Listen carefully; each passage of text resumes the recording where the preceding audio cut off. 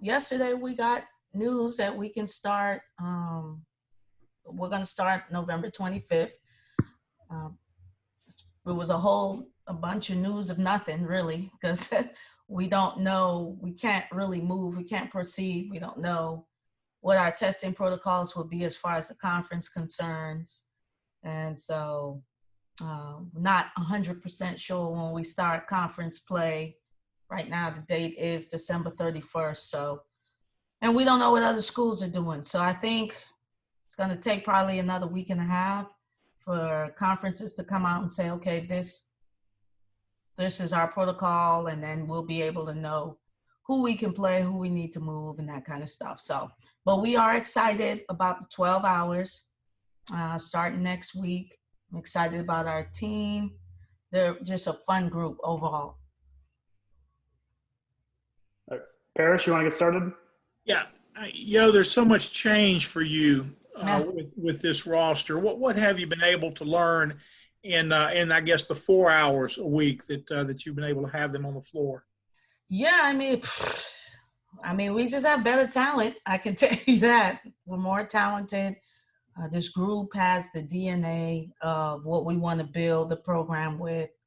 And it's kind of exciting because I've been treating it like year one with a group of young women that we went, sought after, and ones we really worked hard to keep, like the Mimis and Taylors and that kind of stuff. So just learned how much fun it can be when everybody wants the same goals, and our team is extremely confident in themselves. Last year, I knew that they didn't believe, like these kids are smarter than we give them credit for, but my team really believes, and I can see the weight lifted off their shoulder once they realized that they were going to play.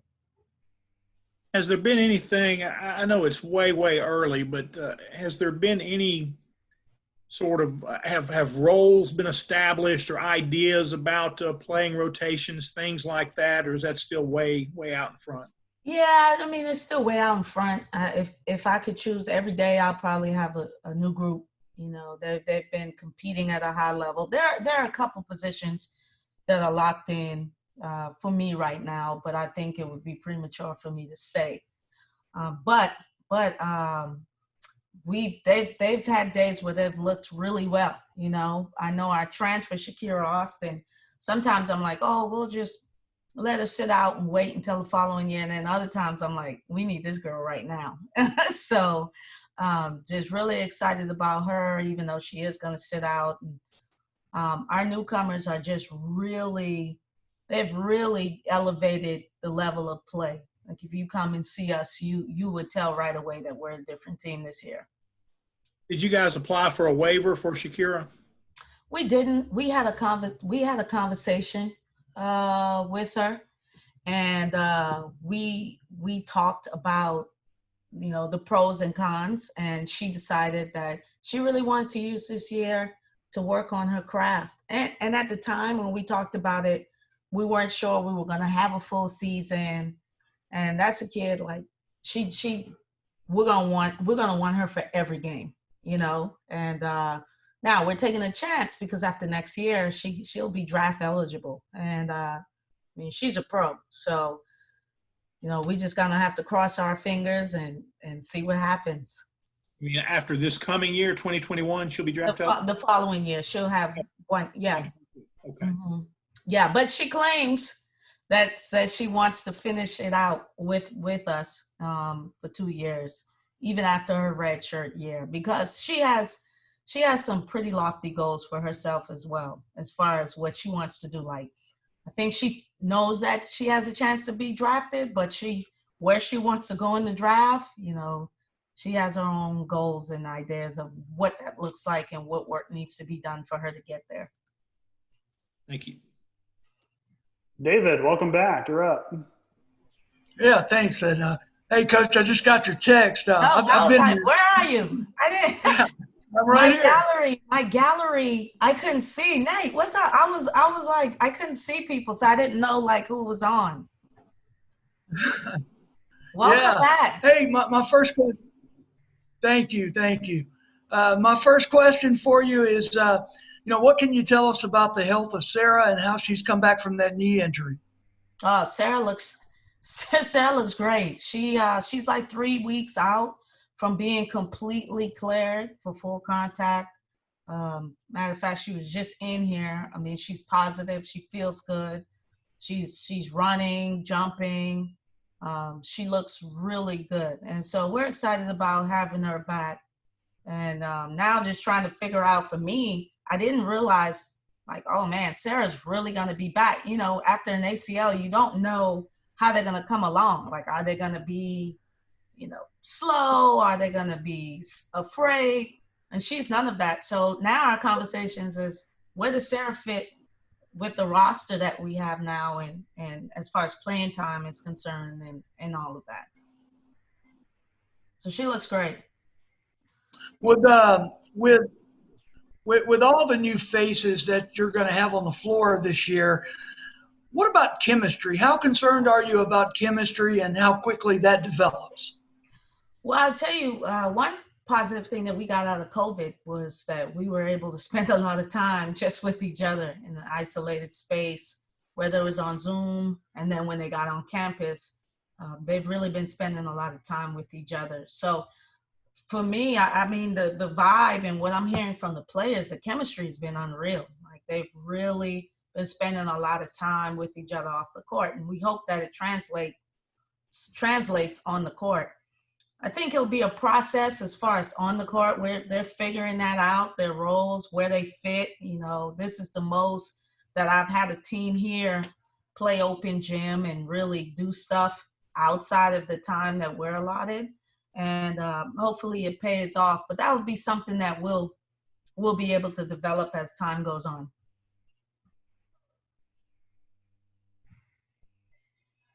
All right, Jake. Jake! What's up, Coach? How you doing? Doing good. What have you seen out of Sorrentino since y'all were able to add her to this year's roster, and just the time y'all been able to be on the court? What have you seen? Well, a lot of people don't know Leah is still recovering from an ACL, so that's why we brought her early. We don't plan on playing her this year, so really we brought her here just to rehab with our doctors, get stronger, and she was kind of just hanging out.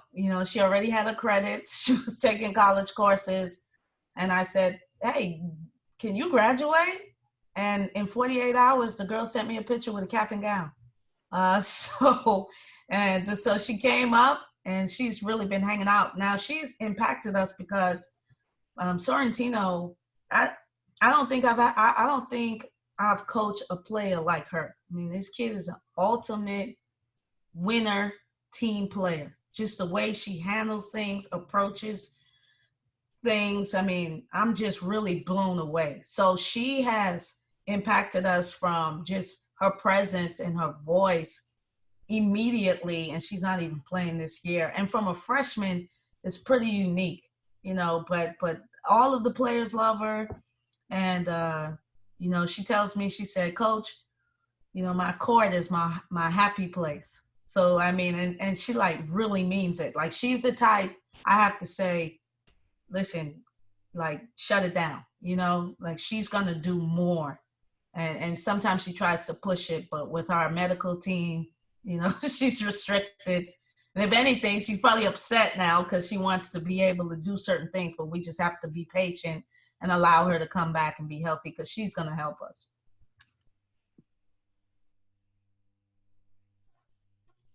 All right, Nick.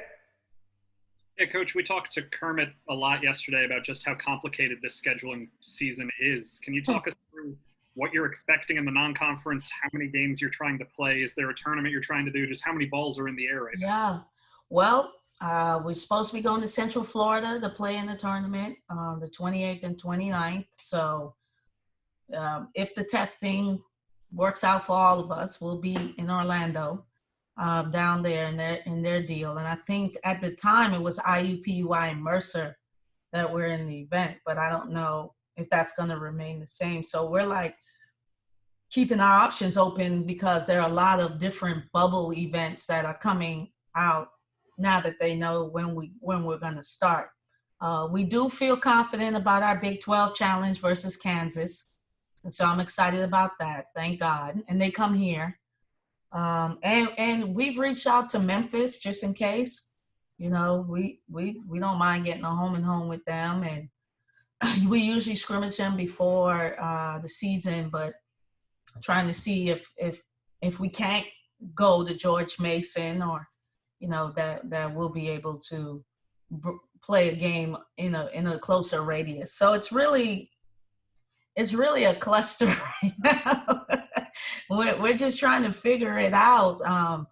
Our kids are just glad they're playing. They don't care who they play and when, you know, they just want to play. And hopefully we can start on the 25th with someone, you know, at home before we go on the road to Orlando. We don't know who that is yet. We'll have to take someone from the schedule. I mean, the schedule is kind of designed for us to be able to have some success. I'm tired of getting, you know, beat up every single day. So wanted to give ourselves a chance to really have an opportunity to build some confidence going into conference play. So we're just going to have to play it out and see what the protocols are for the SEC.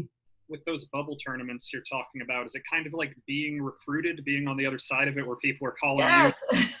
you? Yeah, I got like 3 text messages yesterday, like, hey, we got this, we got, you know, we're gonna do a bubble here. Are you interested? And you know, so we're gonna see. We wanna get out there, and we wanna be able to play, and we want realistic competition. So to prepare us for SEC, you know, last year I think we would have probably got anywhere from 8 to 9 teams in. So, and not a lot of them have graduated kids. So, you know, the conference is still competitive with South Carolina being at the helm. So, you know, we got to prepare ourselves for it. All right, Nate. Have you guys had much of a problem with COVID? And do you know like a number of like, oh, if 4 kids get it, we're going to have to pause practice for 2 weeks? Do you have any of those protocols in place yet? No, well, we've been lucky. We've been safe. We hadn't had any cases. I don't know how, but I mean, our girls are really trying hard, and our staff. So that's been good for us. As far as what would cause us to shut down, I guess it would be anything with contact tracing, you know, so it just depends. If someone were to be positive and we're at practice and we don't know, and they don't have a mask on, you know, that could be detrimental for us. So that's something that the SEC is talking about, maybe thinking about. I would like to think no one told me this. I'm just assuming that we may try to see if we can get some games once school is closed, all the universities closed, and try to get some in just in case we have to do a makeup game somewhere during the season. But they didn't confirm any of this. I just think like that makes sense. And so, you know, it's going to be interesting. I'm going to take Lane Kiffin's statement. Whoever stays the healthiest will probably have the most success. All right, Adam.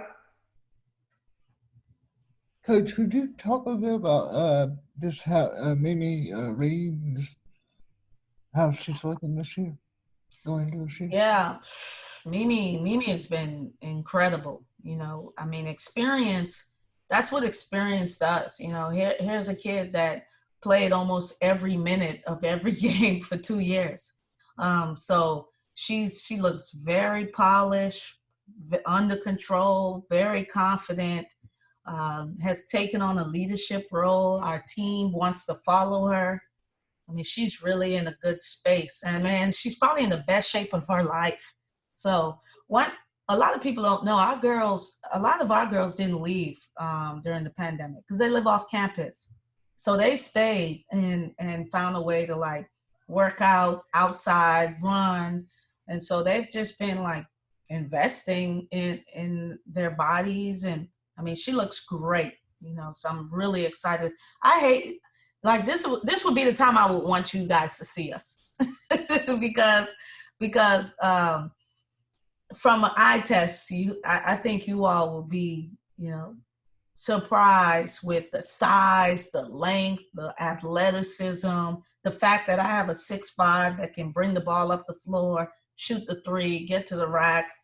You know, we just have different players, and this year you all will have a chance to see what women's basketball at Ole Miss is going to look like. This will be our first year.